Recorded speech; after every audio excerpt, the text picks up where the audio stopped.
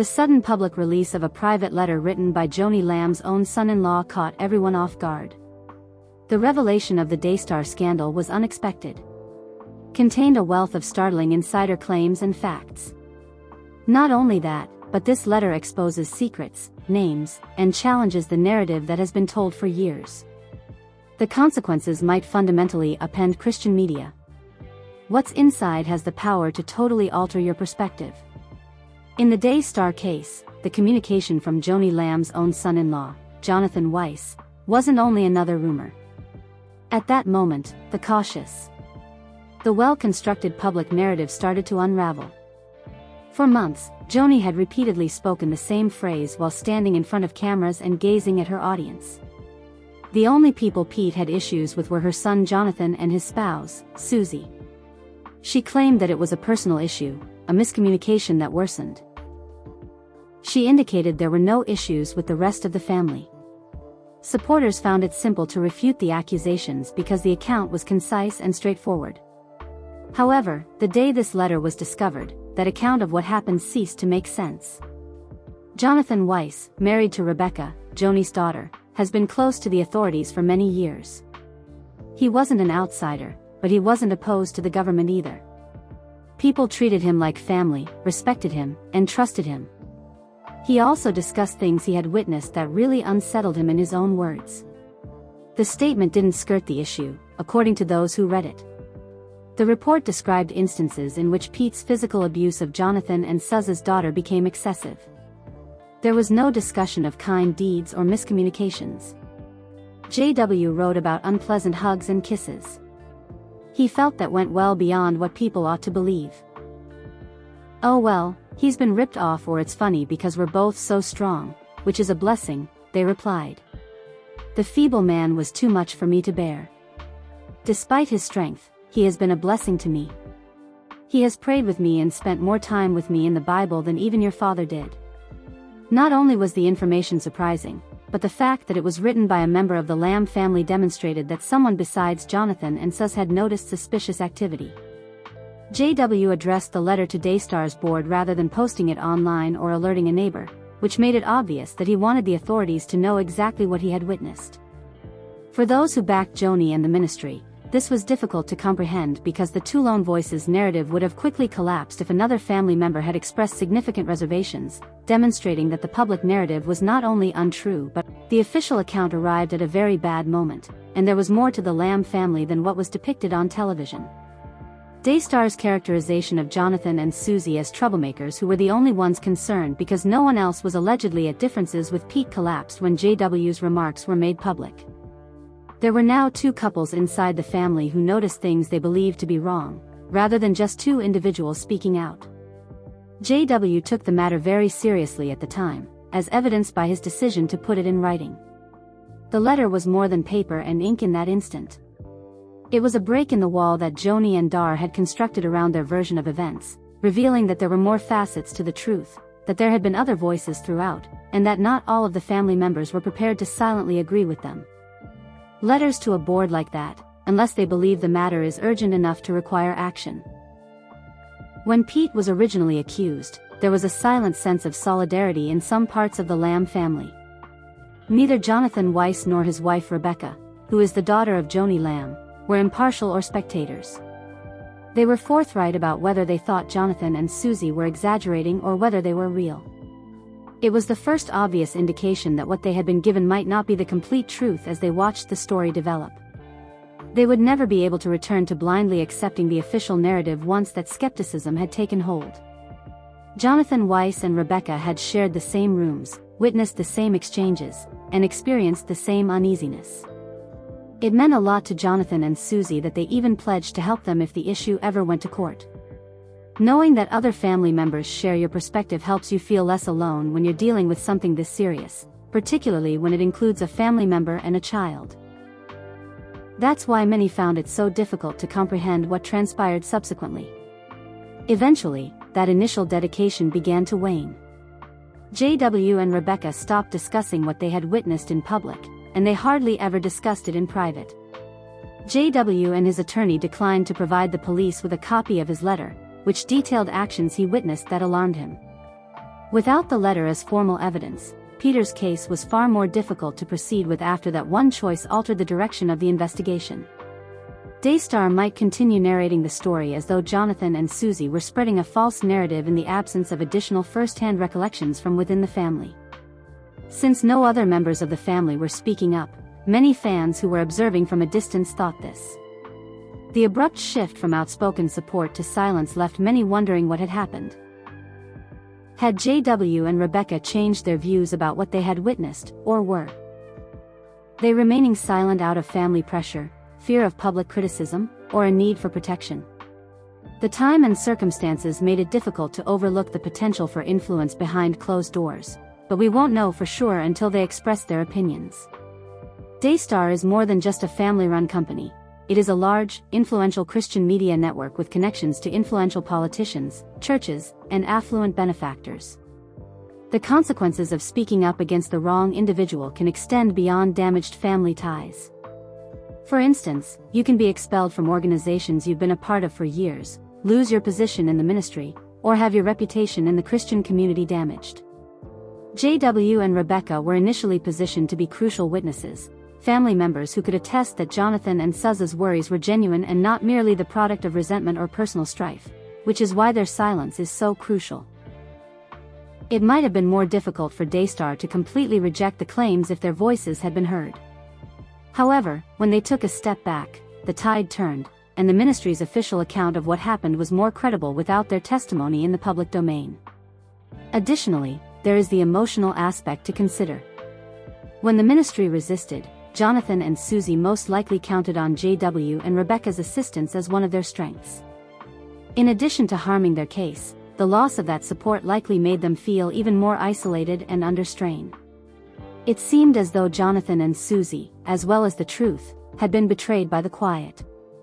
It appeared that dealing with the observed behavior was less essential than preserving the ministry's image. Going from, "we'll stand with you," to, "we can't be involved," is a significant shift, particularly when it comes from someone you trust and love.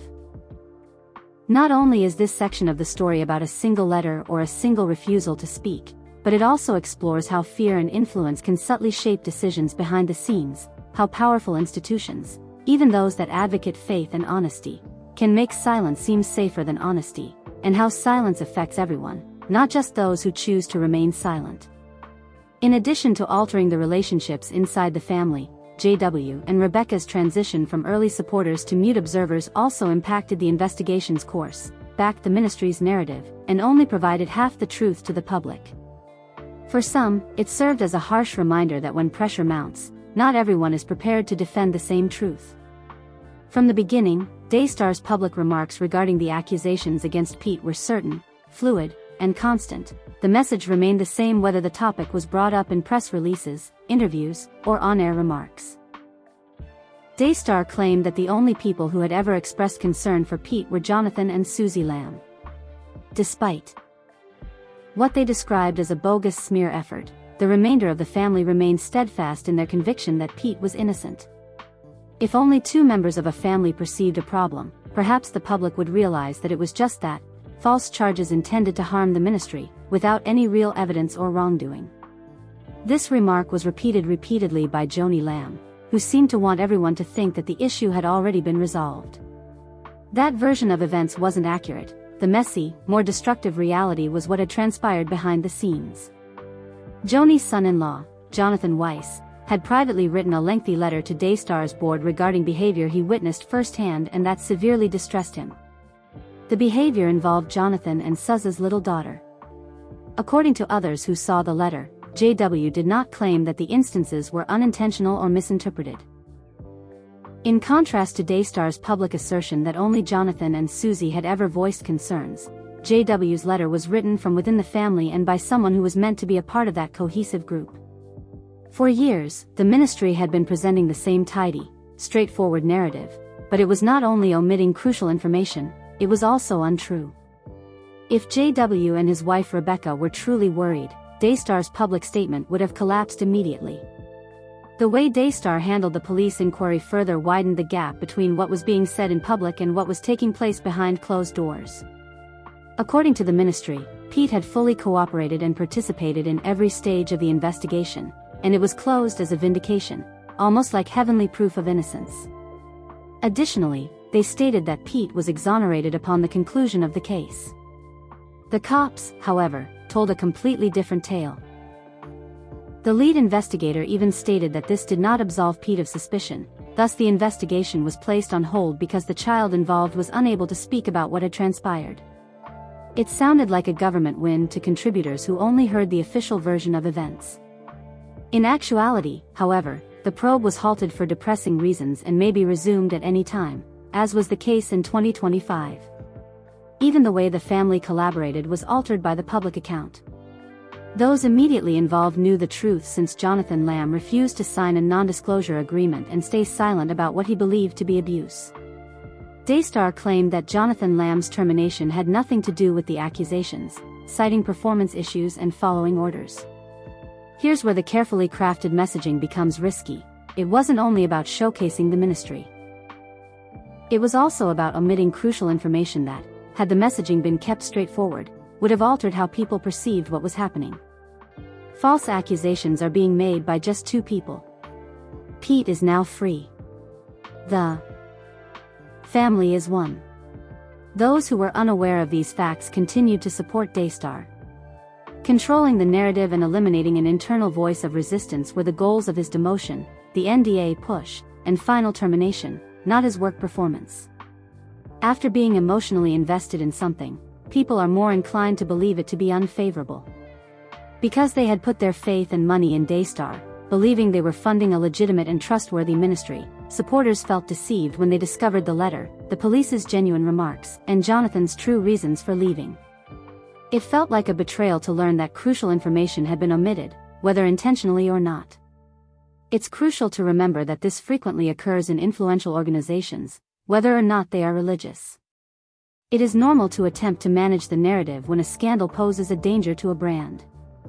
However, Daystar's brand was more than just media, it was about morality. The harm was greater when their own messaging proved to be selective and deceptive because their entire goal was predicated on the notion that they were a lighthouse of truth in a world full of lies. The comments were deliberately constructed to appear true in order to give the impression that nothing was being concealed, while omitting the very information that would have fundamentally altered the narrative. This created a gap between public messaging and private reality. A neat, straightforward, and reassuring story was presented to the public, but behind closed doors, reality was complex, disagreeable, and full of awkward truths. It became more difficult for the 2 accounts of events to coexist when more of these facts emerged, including the letter, the police statements, and the pressure Jonathan was under behind the scenes. For a lot of people, this is the true scandal. Declaring that the case is over and stating that it is on hold because a youngster is too traumatized to testify are 2 very different things. It's natural for an outsider to question why more members of the ministry or the Lamb family didn't speak up.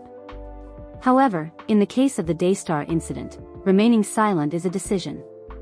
This is not only about what actually occurred, it's also about how the truth was handled and how information was manipulated to maintain a particular image and protect particular individuals, even if it meant that the public was not given the full story.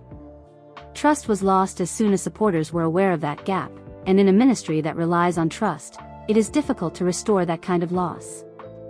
Jonathan and Susie Lamb discovered the hard way that criticizing the firm not only puts you at odds with a family member but also with a machine that has the power to completely alter your life when they confided in Daystar about their concerns over Pete. They heard or witnessed something that didn't feel right, but Daystar is more than simply a television network, it's a significant Christian media conglomerate with connections to affluent fundraisers, legislators, and pastors. They were referred to as troublemakers and charged with deceit, personal gain, and attempting to harm the ministry. Jonathan was demoted, forced to sign a non-disclosure agreement, and ultimately fired for his refusal to remain silent.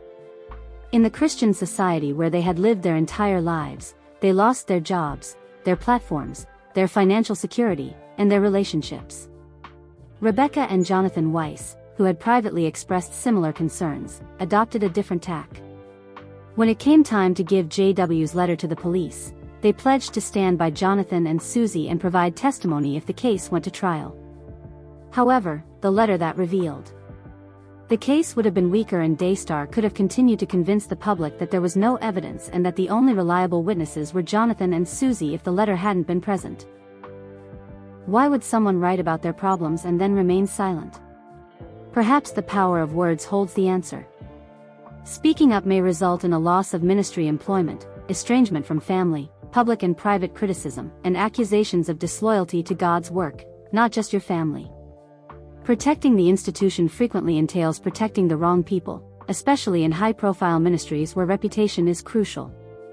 One of the worst things about influence in these circumstances is that it leads people to believe that being silent is safer, even while they are aware that doing so could allow harm to continue. People convince themselves that by remaining silent, they are protecting the ministry and allowing it to continue doing good things, while in reality, they are protecting bad things.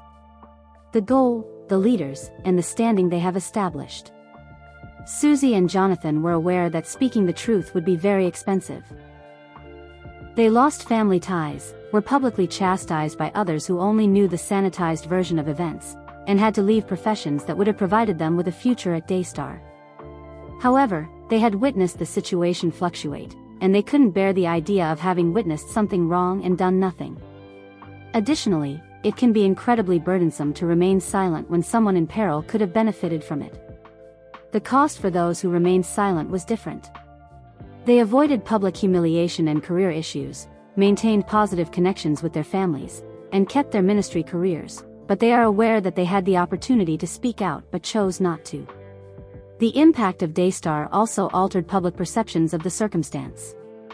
Official pronouncements from the ministry were polished, self-assured, and repeatedly made until supporters accepted them as the truth. The second story, that there were genuine, credible concerns, was dismissed as irrelevant without more insiders speaking up. As time passed, more and more information became available, including JW's letter, police testimonies contradicting Dyer's assertions, and proof that other family members were concerned. The ministry's well-crafted message was harmed by every new disclosure, and those who had chosen to remain silent found it more difficult to explain their decision. For a while, Dyer was able to control the story because of their reach and credibility. Silence, however, only postpones the reality, it does not eliminate it. This isn't limited to Dyer, it takes place in many influential locations. People remain silent when reputation and influence are more significant than integrity. Additionally, the longer they remain silent, the more harm they cause to the community at large as well as to the individuals at the heart of the controversy. Some of the individuals closest to the issue believed they couldn't act on the principles of honesty, transparency, and courage. Values that are preached in a ministry, without losing everything. In this instance, that is the true cost of influence. The Daystar incident sadly demonstrates that people who stand to lose the most from the revelation are frequently the ones who can keep it a secret. Someone must be prepared to bear the price of speaking up in order to end this cycle. It was Jonathan and Susie in this instance. Others didn't, which is one of the reasons this story has affected the ministry, the family, and everyone else who believed they were being told the complete truth so profoundly.